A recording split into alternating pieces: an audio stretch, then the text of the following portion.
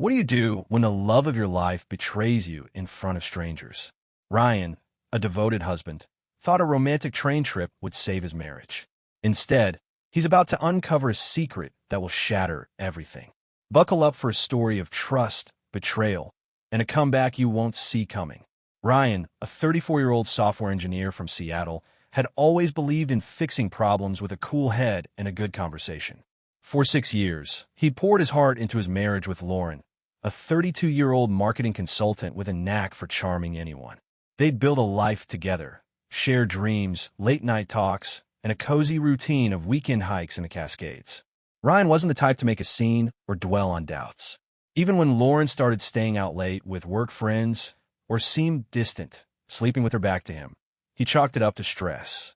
After all, every marriage had its rough patches, right? Lately, though, the distance had grown harder to ignore.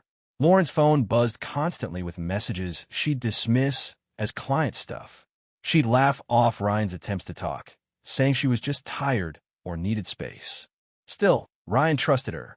He'd always seen her as his partner, the woman who'd cried with joy when he proposed on a rainy pier at Puget Sound. So when Lauren suggested a scenic train trip through the Pacific Northwest, he felt a spark of hope. "Let's get away, just us," she said one evening, her voice warm with enthusiasm. "No work, no distractions. We can reconnect." Ryan, touched by her effort, agreed instantly. Maybe this was her way of fighting for them. He wanted to make it special. The morning of the trip, Ryan woke early and slipped out to their favorite coffee shop, grabbing Lauren's go-to order, a vanilla latte with an extra shot. He tucked a handwritten note into her bag. "Here's to us, always." When he handed her the coffee as they packed, she smiled. But it was quick, almost distracted. Ryan brushed it off, focusing on the adventure ahead. The train, a sleek Amtrak route winding through evergreen forests and coastal cliffs, promised 3 days of uninterrupted time together. Lauren had planned every detail: their private sleeper car, dinner reservations in the dining car, even a stopover in Portland for a night at a boutique hotel. Ryan didn't question her sudden zeal. He saw it as a sign she wanted to fix things, to rediscover the spark they'd lost. They boarded on a crisp Thursday morning at King Street Station. The platform buzzed with travelers, but Ryan's focus was on Lauren. She seemed restless, her eyes darting to the crowd as they handed their tickets to the conductor. "Everything okay?" Ryan asked, squeezing her hand. She nodded, flashing a smile that didn't quite reach her eyes. "Just excited," she said, pulling her hand away to check her phone. Ryan let it go, telling himself it was just nerves. They settled into their seats, the train's gentle sway lulling them into small talk. Lauren pointed out a herd of elk grazing beyond the window, her laugh brighter than usual as she recounted a story about a childhood camping trip. For a moment, Ryan felt like they were back to their old selves, sharing easy moments. But something felt off. Lauren's laughter came too quickly, her gestures too animated. She kept glancing down the aisle, as if expecting someone. Ryan noticed her fidgeting, tapping her foot, twisting her wedding ring. "You sure you're okay?" he asked again, his tone softer this time. She waved him off. "Stop worrying, Ryan. I'm Yufina." Her voice had an edge, and she turned back to the window, ending the conversation. Ryan leaned back, trying to focus on the scenery, but a knot formed in his stomach. He told himself it was nothing, just his imagination running wild. After all, this trip was her idea. She planned it to save their marriage, hadn't she? As the train rolled on, the first signs of trouble crept in. At lunch in the dining car, Lauren excused herself to freshen up and didn't return for 20 minutes. Ryan sat alone, picking at his sandwich, his eyes scanning the empty corridor. Passengers chatted around him, but the noise felt distant. He checked his watch, then his phone. No messages. The knot in his stomach tightened. Where was she? He tried to stay calm, reasoning she might have gotten caught up talking to someone. Lauren was sociable, always striking up conversations with strangers. But 20 minutes was too long for a quick trip to the restroom. Finally, Ryan stood, his chair scraping against the floor. "I'll be right back," he muttered to no one in particular, weaving through the crowded car. His heart raced as he moved toward the restroom, scanning each face he passed. No Lauren. He pushed forward, crossing into the next car, then the dining car beyond it. That's when he saw her.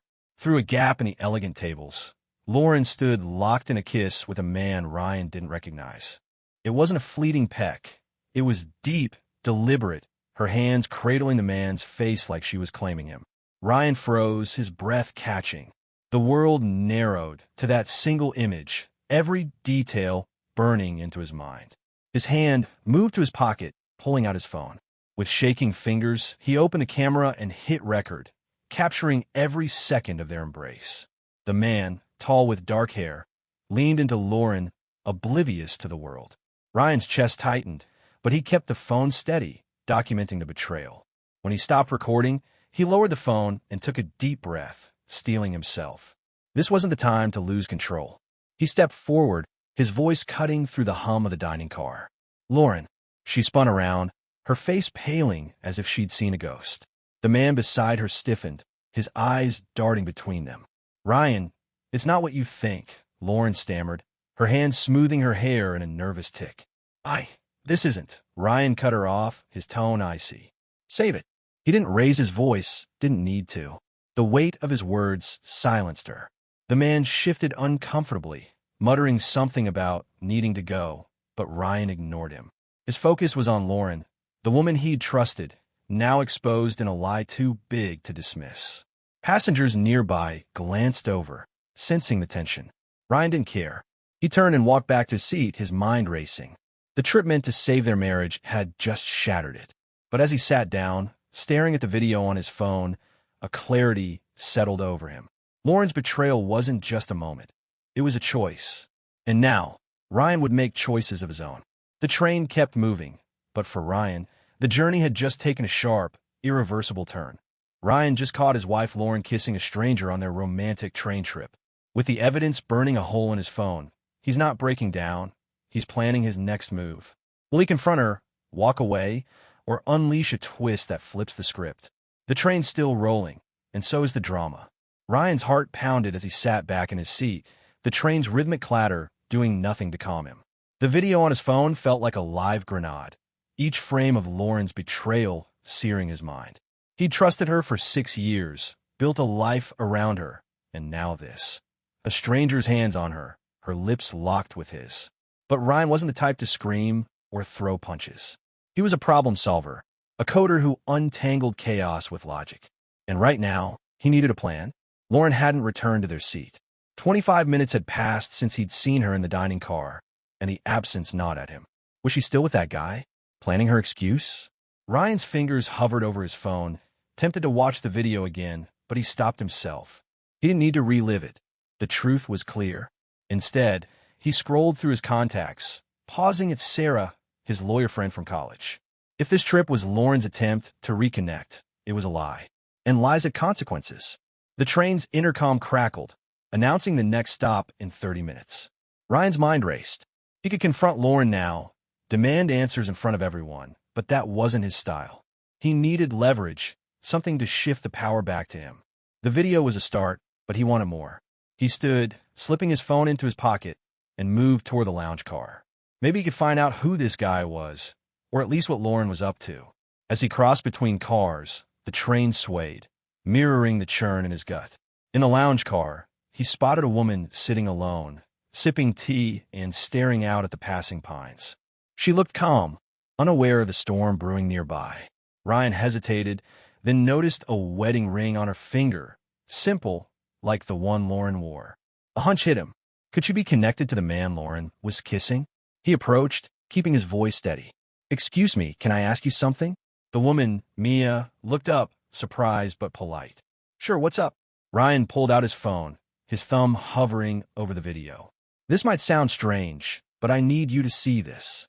He played the clip, watching her face. Mia's expression shifted from curiosity to shock, then fury, as she recognized the man kissing Lauren. "That's Ethan," she whispered, her voice tight. "My husband." Ryan nodded, his own anger mirrored in her eyes. "I'm Ryan. That's my wife, Lauren." Mia set her tea down hard, the cup clinking against the table. "How long has this been going on?" she asked, her tone sharp. Ryan shook his head.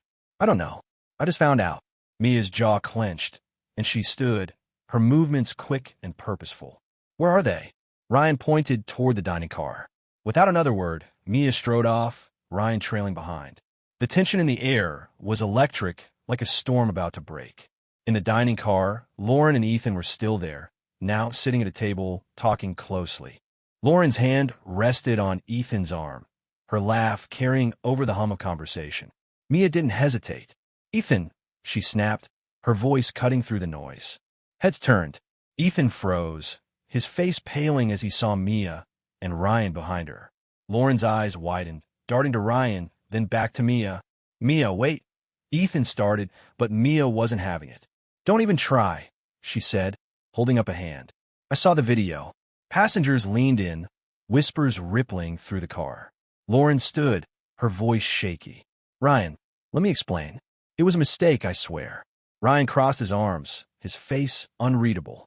"A mistake? You planned this trip, Lauren. You wanted this." His words were calm, but heavy, each one landing like a stone. Ethan tried to slip away, but Mia blocked him. "You're not going anywhere," she said, her voice low and fierce. The argument erupted. Mia's accusations, Ethan's weak excuses, Lauren's desperate pleas. Ryan stayed silent, letting the chaos unfold. A waiter approached, trying to calm things down, but the scene was already spiraling. A glass tipped over, shattering on the floor. Lauren turned to Ryan, her eyes pleading. "Please, let's talk alone." Ryan shook his head. "We're done talking." He turned to Mia. "You deserve better than this." "So do I." Mia nodded, her anger softening into resolve. "I'm getting off at the next stop," she said. "I'm done with him." Ryan felt a spark of respect for her decisiveness. "Same," he said. As the train slowed for the next station, Ryan grabbed his bag from their sleeper car. Lauren followed, her voice frantic. "Ryan, don't do this. We can fix it." He stopped, looking her in the eye. "You fixed nothing. You broke it." He walked to the platform, the cool air hitting his face as he stepped off. Behind him, he heard Lauren's voice calling, but he didn't look back. The train doors closed, and as it pulled away, Ryan saw Ethan step off too, arguing with Lauren on the platform. The sight didn't bring satisfaction, just clarity. This wasn't the end, but the start of something new. Ryan pulled out his phone and dialed Sarah. "I need your help," he said. "It's time to end this." Ryan's world just imploded after catching Lauren cheating on their romantic train trip. Armed with a damning video and a steely resolve, he's off the train and ready to take control. But Lauren's not done fighting for her version of the story. Will Ryan's next move dismantle her lies or spark a bigger fire? The stakes are sky high, and the showdown's just beginning. Ryan stood on the platform, the train's rumble fading as it disappeared down the tracks. The cool Pacific Northwest air did little to ease the fire in his chest. Lauren's betrayal replayed in his mind. Not just the kiss with Ethan, but the calculated way she'd planned this trip, selling it as a chance to reconnect. 6 years of trust, shattered in a single moment. His phone buzzed. Lauren's name flashed on the screen. He ignored it, gripping his bag tighter. He wasn't ready to hear her excuses. Not yet. Behind him, the station buzzed with travelers, but Ryan's focus was razor-sharp. He'd called Sarah, his lawyer friend, minutes ago, and she'd been blunt. "Give me that video and any proof of her spending. If you got a prenup, we can move fast." Ryan had nodded, even though she couldn't see him. Their prenuptial agreement, signed before their wedding, was something Lauren had rolled her eyes at, calling it unromantic. Now it was his lifeline. He headed for a coffee shop across from the station, needing a quiet spot to think. Inside, Ryan ordered a black coffee and sat at a corner table, pulling out his laptop. He uploaded the video to a secure cloud folder and emailed it to Sarah with a short note. "This is what happened. Let's talk tomorrow." Then he opened their joint bank account. Lauren's spending habits flashed across the screen. Spa days, designer bags, late-night bar tabs. He'd never questioned them, assuming they were part of their shared life. Now they looked like red flags. He screenshot everything, sending the files to Sarah. If Lauren thought she could play him, she was about to learn otherwise. His phone buzzed again, another call from Lauren. He let it go to voicemail, but curiosity got the better of him. Her message was frantic, her voice cracking. "Ryan, please, I messed up. It was nothing, I swear. Can we just talk? I'm still on the train, heading to Portland. Don't throw us away." Ryan's jaw tightened. Us was already gone. He deleted the message and blocked her number. No more distractions. Meanwhile, Lauren sat in the train's dining car, her hands shaking as she clutched her phone. Ethan had slunk off after their argument on the platform, muttering about needing space. She was alone, passengers' stares burning into her. She tried calling Ryan again, straight to voicemail. Panic crept in. This wasn't supposed to happen. The trip was her idea, a way to keep Ryan placated while she figured things out with Ethan. She'd underestimated him, assuming his quiet nature meant he'd forgive anything. Now, she wasn't so sure. Lauren texted her friend Ashley. Need to talk. Things went bad with Ryan. Ashley replied instantly. What happened? You okay? Lauren hesitated, then typed a half-truth. Misunderstanding on the trip. He's overreacting. Can I crash at your place in Seattle? Ashley's response was quick. Of course. Let me know when you're back. Lauren exhaled, feeling a flicker of control. She could spin this, salvage things. Ryan would cool off, right? Back at the coffee shop, Ryan's phone lit up with an email from Sarah. Got the video. Prenup looks solid. Adultery clause gives you leverage. Meet me tomorrow at 9. Start documenting everything she might try to claim. Ryan nodded to himself. He opened their bank app again, transferring every dollar from their joint account to his personal one, untouched for years. He canceled Lauren's access to their shared credit cards and froze her linked accounts. It felt cold, methodical, but necessary. Lauren had used their money to fund her double life. Now she'd have to face the consequences. The next morning, Ryan met Sarah at her office in downtown Seattle. She was all business, her desk stacked with papers. This video is gold, she said, tapping her laptop. With the prenup, you're in the driver's seat. She gets nothing beyond what's outlined. Minimal alimony, no claim to your savings or property. Ryan leaned back, relief mixing with resolve. What's next? He asked. Sarah slid a folder across the desk. File for divorce. Serve her papers. If she fights, the video and financial records bury her. Ryan took the folder, his decision made. Do it. On the train, Lauren reached Portland and checked into the hotel, still believing she could smooth things over. She posted a sunny Instagram story by the pool, captioning it Finding Peace. But when she tried to pay for lunch, her card was declined. She tried another. Same result. Her stomach dropped. She called the bank, only to hear, your access has been revoked by the primary account holder. Fury replaced panic. Ryan had done this. She called Ashley again, voice trembling. He cut me off. I am stuck. Can you send me some cash? Ashley, hesitant but loyal, wired her enough to cover the bill. Lauren's confidence crumbled. She'd planned to enjoy the hotel, maybe even meet Ethan later, but now she was scrambling. She sent Ryan a long text, pleading, I know I hurt you, but this is cruel. Let's talk. I'll fix this. No reply. She didn't know Ryan was already back in Seattle, signing divorce papers. The train trip meant to save their marriage had instead sparked its end, and Ryan was one step ahead. Ryan's cut Lauren off. Bank accounts, credit cards, everything. Stranded in Portland with no money and no plan, Lauren's scrambling to save face. But Ryan's not slowing down. He's dismantling their life with surgical precision. Will Lauren fight back, or will her lies catch up with her? The fallout's here, and it's brutal. Lauren sat in the Portland hotel room, staring at her phone, the screen dark after another failed call to Ryan. Her cards were blocked, her bank account empty, and her Instagram story of finding peace felt like a cruel joke. She called Ashley twice already, begging for cash to cover meals and a taxi, each request chipping away at her pride. For 6 years, she'd lived comfortably, using Ryan's steady income to fund her whims. Weekend getaways, late-night cocktails, impulsive shopping sprees. Now, with no access to their shared resources, she was adrift, forced to confront the reality of her choices. She tried Ryan again, typing a desperate message. This isn't fair. I made a mistake, but you can't just erase me. Let's talk. No response. She paced, her mind racing. How had it come to this?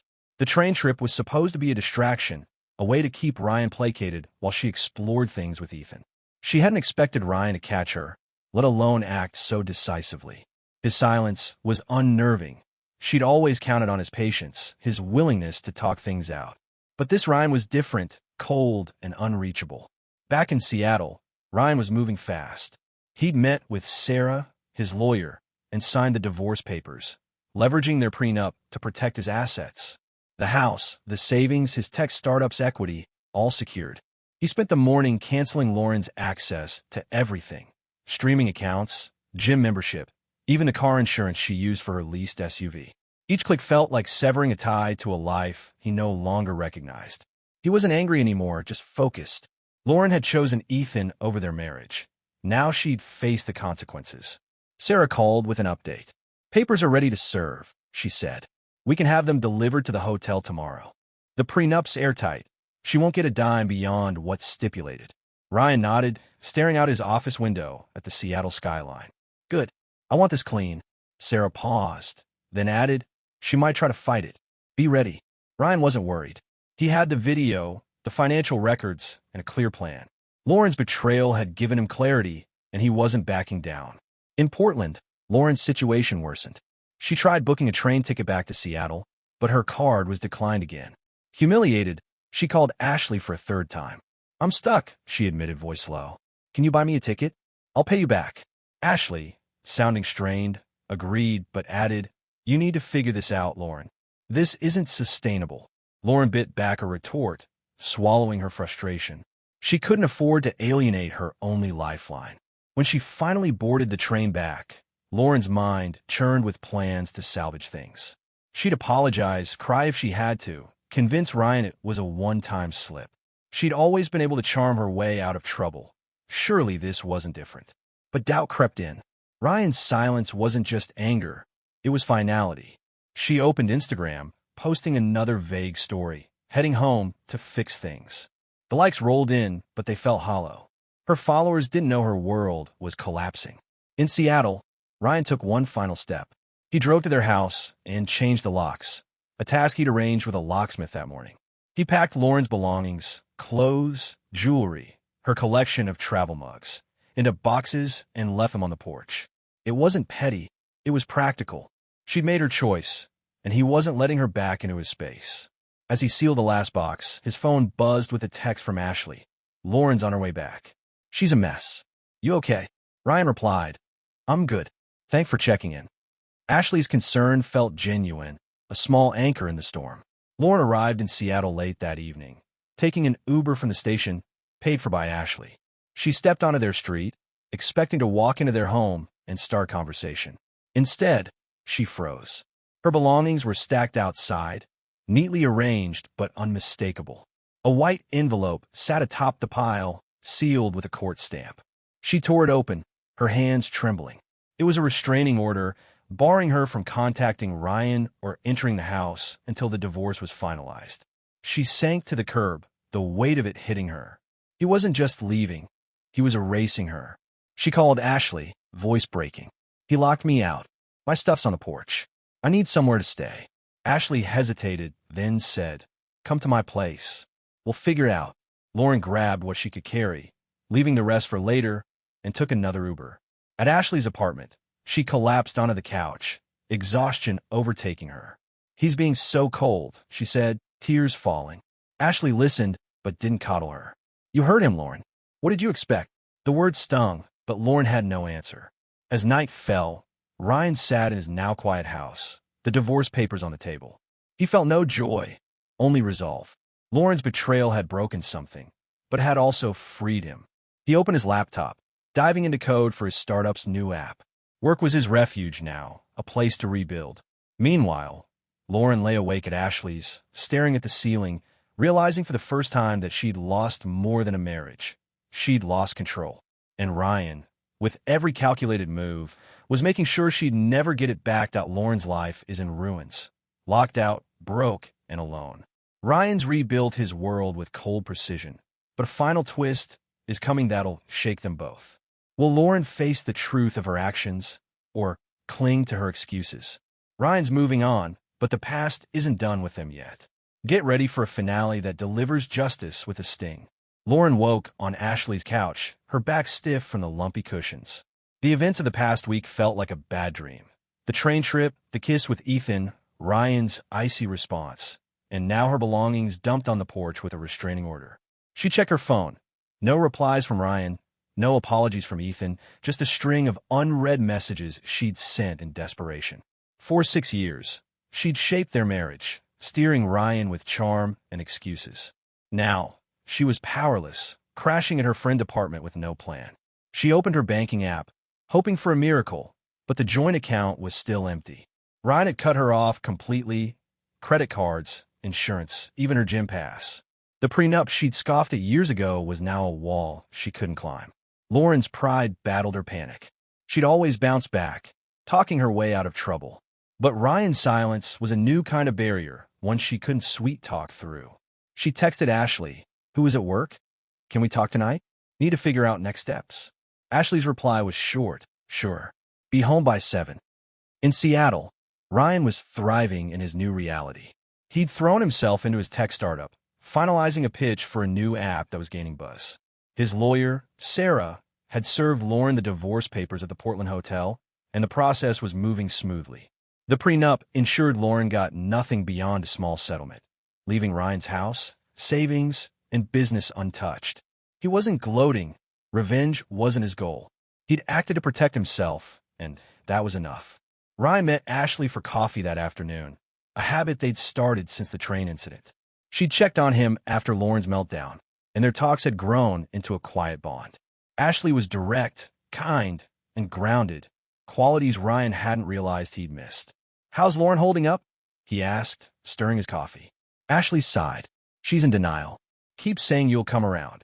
I'm trying to help, but it's tough." Ryan nodded, unsurprised. She made her choice. "I'm done waiting for her to change." That evening, Lauren sat across from Ashley in her small kitchen, picking at a takeout salad.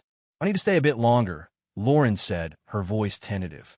"Just until I get a job, figure things out." Ashley set her fork down, her expression serious. "We need to talk about something else first." Lauren frowned, sensing a shift. Ashley took a breath. "Ryan and I, we're seeing each other. It wasn't planned, but it's real."